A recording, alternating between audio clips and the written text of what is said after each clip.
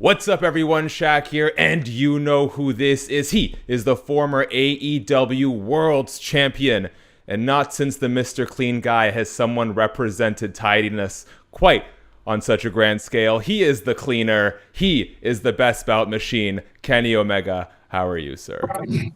Thank you very much for that wonderful intro. I'm doing great. How about yourself? I'm doing well. I'm your neighbor here in Vancouver, Canada, so just a stone's throw away from the home city.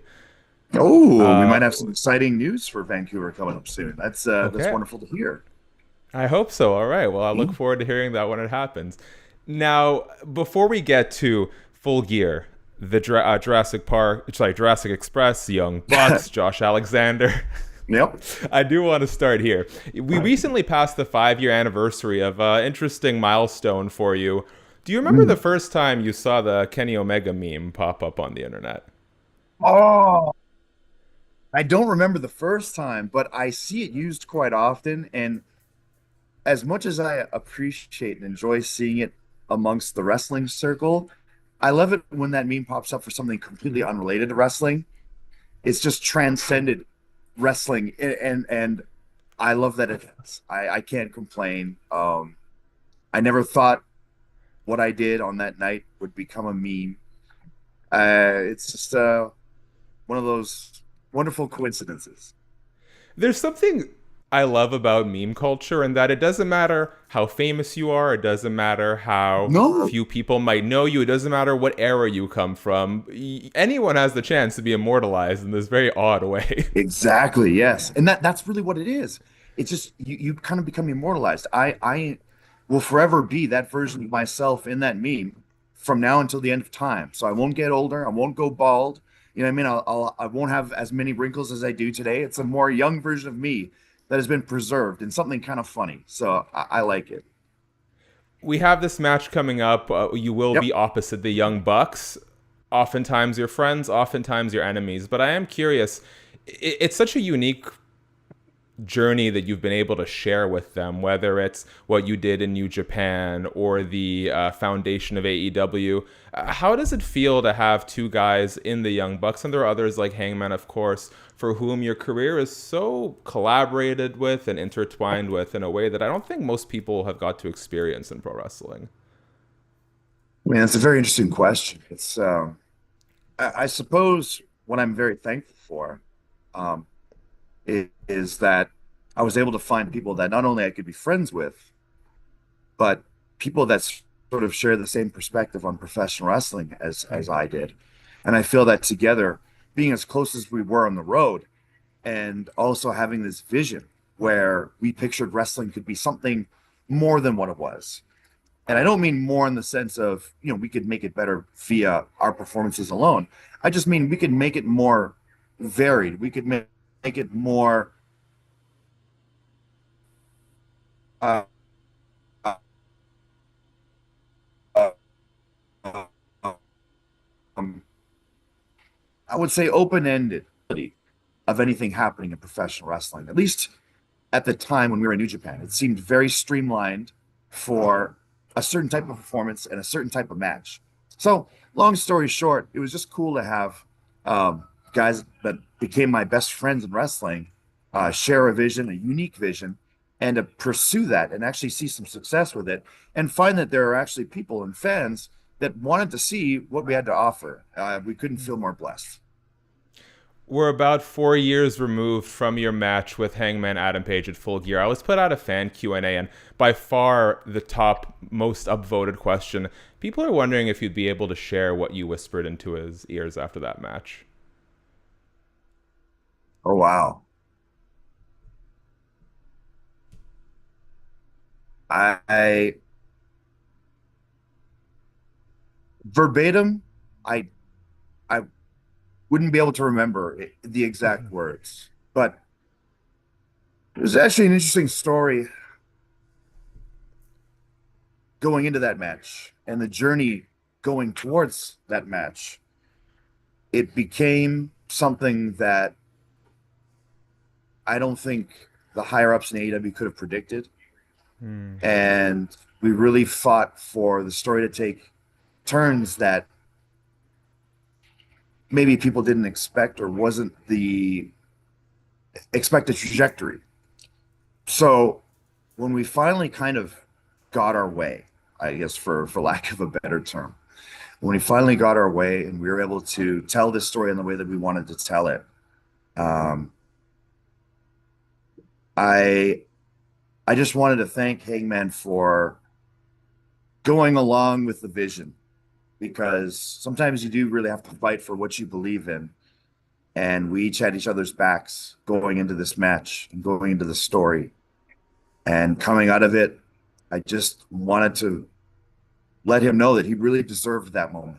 And what we Mm. fought for was something that not only did we want for Hangman, but for what the fans wanted for Hangman. And we felt that so strongly on that night that it was an emotional time. And I just really wanted him to be able to revel in that moment and soak it in and appreciate it. Well, thank you for sharing, Kenny. I appreciate it. We have this match with Alexander and the Young Bucks and Jurassic Express, but it doesn't seem like it was initially the path we were taking. I imagine you can't say a Mm. lot about it, but would you be willing to share anything about your perspective of what happened with Andrade in his absence?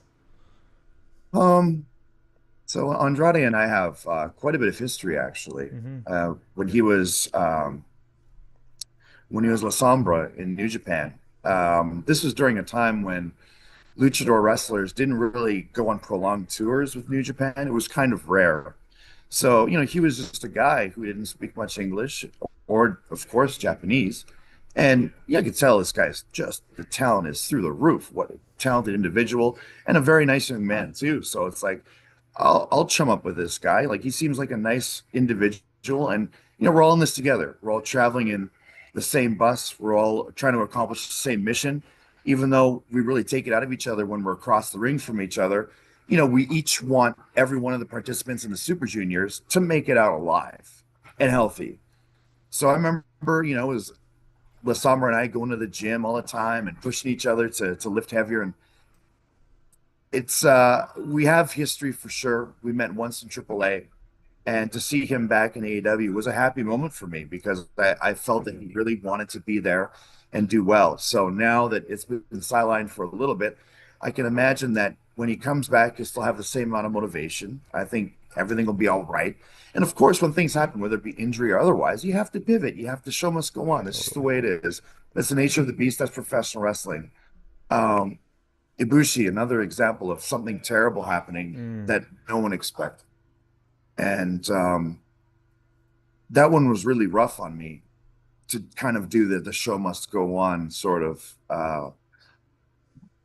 It was hard for me to accept that. But the truth of the matter is, it must go on. It just that's life. Life goes on, the show goes on, and so you have to take the lemon sometimes and begrudgingly make lemonade, and that's what we're doing here. For sure. Back to the fan Q&As here. Do you remember the first time you heard your New Japan theme music, Devil Sky? What was going through your mind? Oh, I remember. Yeah, absolutely. Um, I had spoken with the very talented music producer for New Japan, and same guy that's made some of the most memorable themes for the promotion. We were talking about like the Okada theme, the Tanahashi theme, all that stuff. For sure. And he had said, "What's your vision for the music?" And I had said, "Well, I kind of gave him the idea behind the character that I was to assume as the cleaner." And I said, like, "Hey, it's kind of like a Sly Stallone Cobra mixed with Albert Wesker, from Resident Evil 5." I said, "But my finishing move's the One Winged Angel. There's a lot of video game references, a lot of inspiration there." I said, "I just always kind of wanted to feel like the ultimate boss, the last boss that you'd have to go through in order to win a championship or win a tournament or win a big match." And I left that day with that. And then when I came back, he had shown me a preview of what he had cooked up, and it was a little different. The flow and the tune was a little different than what you'd know as Devil's Sky now. There had a little more piano accompaniment and stuff like that. And I sat with him on that night, and we talked it out, and eventually the final result was Devil's Sky as you know it right now. and he was also the same producer that made the Golden Lovers theme for New Japan as well. Where I kind of I call it kind of mouth music because I don't actually play an instrument, but I kind of told him the feeling of how I wanted the entrance music to be, and with his, of course, talents and his ability to create magic, he was able to make what I was doing with my mouth into that's going to become a meme, isn't it? He was able to make what I was doing with my mouth into something wonderful, fantastic. So Thank you for yeah, doubling down on it. yeah, Um, I have a little folder on my phone where anytime I come by a crazy spot, I save it for interviews like this. yep, Can you just walk me through this moment in a Ring of Honor match between you and Bryan Danielson? sure. Oh my goodness. Oh yeah. Oh yeah. So, You okay? well, all right. So I'll tell you the story with that one. Um, the theatrics behind the Hadouken, when I was doing it, it was a move that fans enjoyed to see, but it wasn't necessarily a move that the wrestlers themselves were cool with. So I was saying, like, hey, for the guys that are, you know, no nonsense, just like to get down to the nitty gritty and grind it out on the mat or standing up. I said, you guys are the ones that have to like snuff me out, snuff out the silly stuff. So I was like, you should like, it was one of those situations where I just felt like I should get my head taken off. And I certainly did. And I remember going back at the time to a friend's house because I stayed with my friend that lived in Mississauga, very near that building. And they had butterflied my cut. I should have for sure gotten stitches. There's no way I shouldn't have. I remember having a butterfly. It was all leaking out through my eye, and then we tried to glue it, and that stung like heck. Like, oh holy heck! I was like, man, I thought you did this in movies. Like, it doesn't work the way I thought it did. Like, I've seen Sabu glue his cuts together like a million times. Like, why does it hurt so much? It was very unpleasant. But I mean, that was the Indies at the time. It's like you couldn't afford going to the hospital. You just didn't go to the hospital. Very silly, very stupid. But yeah, that one busted me wide open. And but but no hard feelings, and I absolutely love that match. That was one of my favorites in Ring of Honor for sure. Absolutely. And just to go back for a second, when you gave the Wesker shout out, I know Resident Evil 5 gets a lot of hate, especially coming after 4, but as a co-op Mhm. experience, boatload of fun. Exactly. Boatload of fun. Exactly. And I will argue the same point for Resident Evil 6 as well. You play it with a friend, it's actually great. It's so much fun. I would say 5 is a co-op experience, a little better than 6, but I loved it. In fact, I literally played it 3 times over with 3 other friends, believe it or not, which I do have. I swear to God. But yeah, it was wonderful. I again, single player, I don't know. Playing with a rando, I don't know. But playing with a friend, top tier. Thank you. Thank you, Kenny. Speaking the truth. Yeah, man. Now, I imagine it gets sort of redundant, but may I ask you a couple questions about your physical health? Sure, absolutely. Thank No, you. please do. You know, I remember talking to Will Ospreay recently, right before his neck surgery, and obviously there was a lot of uh, stress and concern, and a desire to Uncertainty, just go out probably. and Yeah. do his best. Absolutely. I am curious. What has it been like for you contending with your physical health when you have this reputation as the best bout machine, and what's it been like trying to find what your new normal is going to be? Right. Yeah. That's the $1 million question. It's very difficult to test your limit and find your limit when what I have affects me kind of day by day. Some days I feel great, some days I don't. So it's not only do I have to find my limit and how far I can push myself on the days I feel good, but I have to find that limit for one of the days when I feel bad. Because, like I said earlier before, the show must go on. If Kenny feels like he's got a flu or something, it's not like, okay, close up shop, refund the tickets. We're not doing Dynamite. No, absolutely not. I've got to go out there. I've got to give my best. And not only do I have to do that, but I'm trying to do that without making it very clearly obvious that there are bad days and good days for Kenny Omega. I just want to do the best that I can. I don't want people to have to worry about me. And I want to be able to do a performance that I can be proud of and that my opponent can benefit from without people having to worry, and without even further endangering myself too on top of that. So that part, because there's so many things I'm looking to achieve by that. It's tough, it's, and some days I might feel like I have the answer and some days I don't, and I haven't completely pieced together everything, but I'm getting there and it's getting closer. So I'm feeling more and more confident as days go by. Good. I'm happy to hear that, Kenny. I remember the last time you spoke about it, sort of talking about not pushing yourself past your breaking point again. I Yep. don't ask this question in the sense of regret, but maybe as a chance to impart wisdom unto others, unto younger wrestlers. Is there anything that you would have maybe approached differently in the past to better preserve your health at this stage? So I was in a very unique situation where I grew up in a town that had no access to anyone that could bring me to the next step. Mm-hmm. A lot of people, whether it be a family member, a friend, or a promoter that has connections, usually that's the key to getting to the next step up, to kind of slingshot your career to the next step, to the next level. I didn't have that, so I had to take chances. And taking a chance, of course, by that I mean you just hop in a car, whether by yourself or with a couple people, and you just drive and you try to take work anywhere you can get it. And hopefully you'll run into somebody that will take a chance on you. And then when they take a chance on you, especially with a person coming from a small town that's probably far away, it's hard to access a main airport, it's hard to access an international flight, or it's expensive. You have to hit a home run and you have to do it every time. Mm-hmm.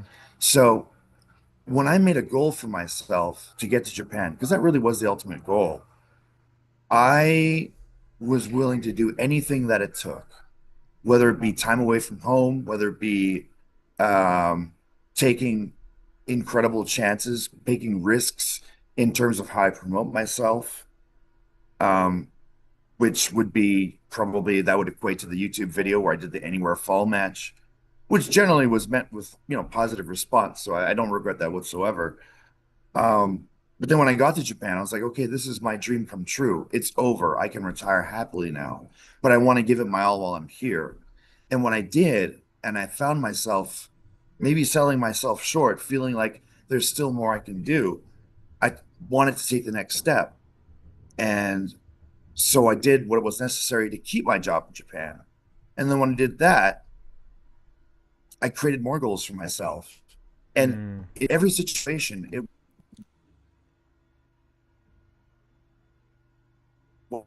like that was a guaranteed venture. No one ever wanted to be the heavyweight champion. It was never that. So I can't say that I have regrets because I was always in a situation where it was do or die. I was always in a situation where it was out of the frying pan into the fire, and can you survive? Can you succeed in this environment? So I rather than have regrets, I just more or less count my blessings Mm-hmm. that none of those chances I took led to something more horrifying. And in terms of my current health, the odd part about that is as as much wear and tear as I have on my body, that's not what's preventing me from Totally. performing at the level that I want to be at. It's a sickness. Mm-hmm. And I could not have prepared myself for it. I never saw it coming.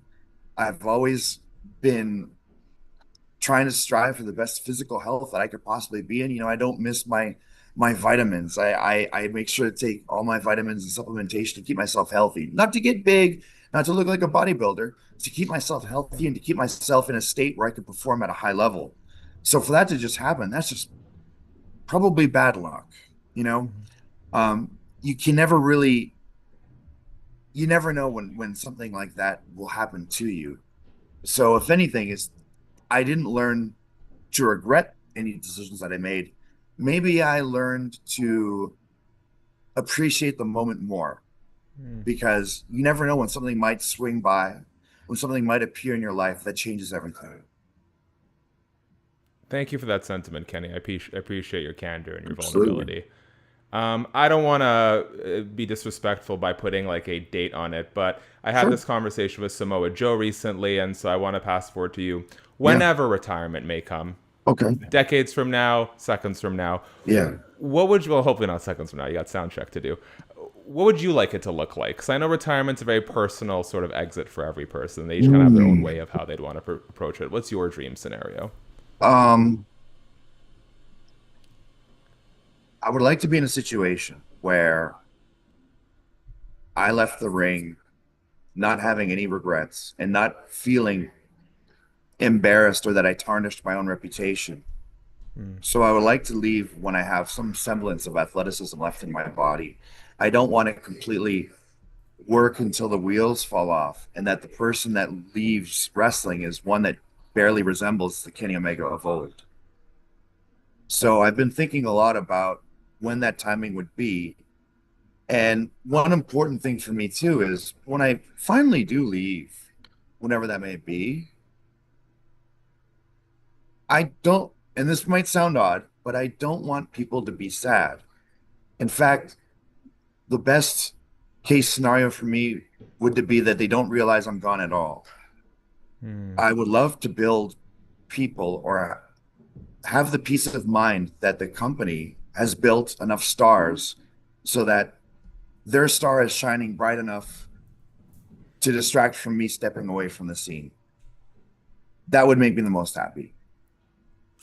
Kenny, I want to let you go here, and I'd like to finish on a video game rapid fire, but just one sort of transitional question for you in between. Someone who you know well, AJ Styles, announced that he will be retiring next year. I was wondering if you could just give me a quick snapshot into that news and what AJ means to you in wrestling more widely. I think some people know that AJ has been very influential in my career, whether he realizes it or not. I don't even know if he does. But there were multiple scenarios where AJ being involved with something that I did really helped my career. And I can give three examples off the top of my head right away. I was in a situation where I wasn't sure if I'd continue wrestling after I had left developmental. Um, when I had seen the business end of professional wrestling, or at least what was shown to me in developmental at that time, I'd thought maybe this isn't for me because it just isn't fun anymore. And I don't feel like the creativity that I have access to on the indies is at all viable at that level. You know, everything's micromanaged. And even the micromanaged stuff is micromanaged from there. So I felt that I can't be me, and being me was kind of fun. So I'll go back to the indies, and maybe that'll be it. I'll just kind of just slowly kind of fade out. And I remember the promoter, the local promoter that I'd worked for at the time, Andrew Shellcross at PCW. He had said, "Hey, we've got this big show coming up, and you still people still love you here locally, and we love for you to wrestle AJ Styles." And I thought to myself, that's a great way to go out. That's a good one. A nice, good last match would be that one maybe.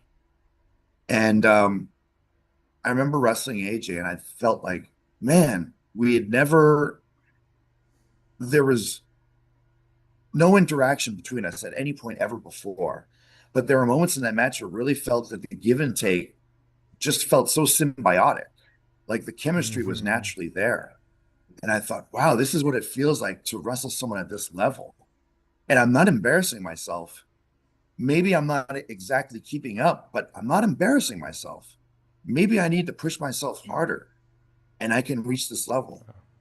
And then when I finally made my break in New Japan, AJ was there as a heavyweight world champion, IWGP world champion, and I was the junior champion. And again, it was a situation where what AJ had and what he was able to harness was something that I wanted. And I wanted to see that path. I wanted to see how, what is the making of a champion? How do you do it? And I remember AJ, I had his blessing to include me in a match that he had against Kota Ibushi. And from there, we were able to rekindle and reintroduce fans to the Golden Lover storyline from there. And if I didn't have AJ's blessing to do that, to add that emotional storyline beat, I don't think there would have ever been a reforming of Golden Lovers. And then even from there, the last thing and the most important thing perhaps is when we turned on AJ before he left for WWE, we didn't tell anybody. It was a matter of an exchange look between the Bucks and I, thinking like, this is something we have to do. And we just did it. And again, like I said, the natural chemistry and AJ just having a keen sense on what's best for business, knew how to exactly to go along with it. And in a way, by him turning his back and allowing for that moment to happen, whether he knows it or not, I mean, that led to the forming of the Elite. That led to BTE. That led to Hot Topic. Ultimately, that kind of led to AEW. So him being involved in our lives is actually very pivotal for the company and for our careers. Kenny, I gotta say, you make it easy to do interviews. Thank you so much for being so That's just because forthcoming I with the babble matter. on and on and on and go off No, on it's various wonderful. tangents. Oh, It's wonderful. Thank wonderful. I you. appreciate it. I do want to let you go, but I do want to give you a break from the wrestling. So I'm just going to give you a few video game rapid fires, and feel free to just hit them with your quick answers, okay? Got it. All right. Since to tee up what we got to earlier, what is the best couch co-op video game? So I'll just say what is okay. Turtles in Time, but I will say that the best couch co-op game right now, as of right now, that you can get it and it's new and it feels fresh. Absalom, very good. It's Okay. incredible. If you like beat 'em ups and you like roguelites, you like storylines, cool attacks, cool, wonderful art direction, wonderful art style, it's got everything. What is the game from your childhood that most needs a remake? Splatterhouse. Okay. What game makes you rage the most? Oh man. Oh. Mm. I mean, Street Fighter 6 is up there. It was certainly up there, and I'll tell you guys, it's a funny story. I play with Michael Nakazawa, who's Mm-hmm. always been my friend since the Japan days. He recently got his ankle broken on Collision, and by Josh Alexander.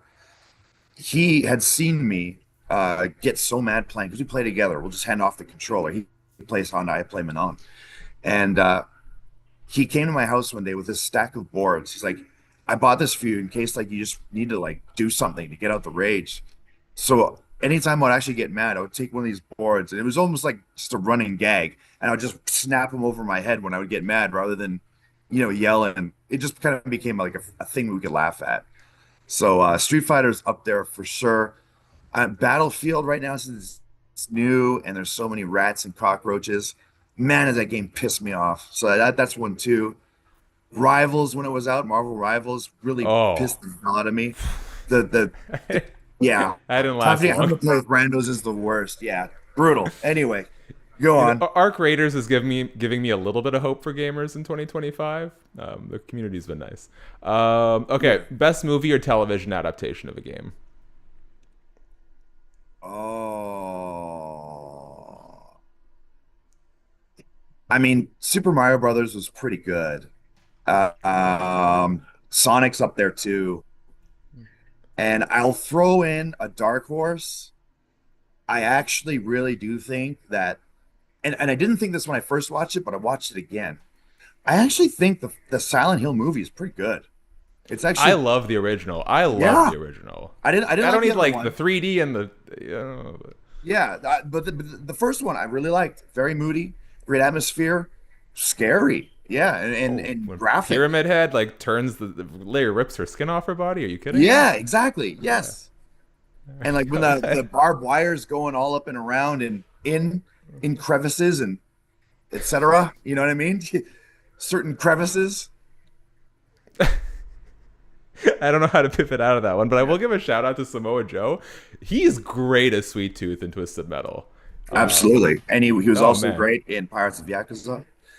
Um, I again a huge RGG fan, and Samoa Joe being in that game is very inspirational. And I hope to one day follow in his footsteps and have a fully fleshed out character that isn't Kenny Omega. That's in a game.